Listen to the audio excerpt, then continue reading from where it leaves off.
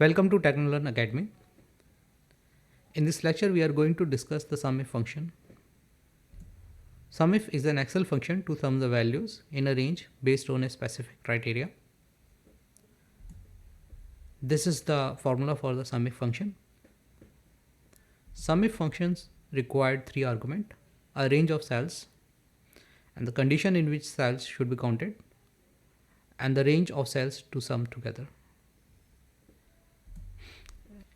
Let's understand the Sumif function with a practical example.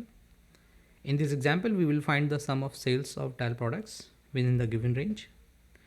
And we can observe that there are only 5 rows that meets the above criteria. So in this situation, our sum of sales of tile products will be 656 only. Okay, in order to apply the Sumif function, first select the cell where we would like to apply the Sumif function. After that, type Sumif. Select the Sumif function from the drop-down list. As already discussed, Sumif function required three arguments. First, we need to provide the range.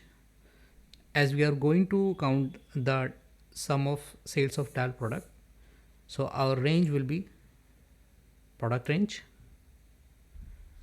And next, we are going to provide the criteria. In this scenario, our criteria is tile.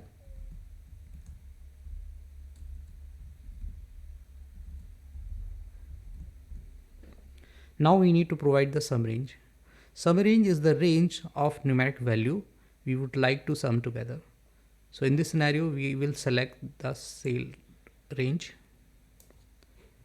Once it is selected, then I will press the equal sign and hit enter. And we can observe that using the Sumif function, we have calculated the sum of sales of all the tile products only.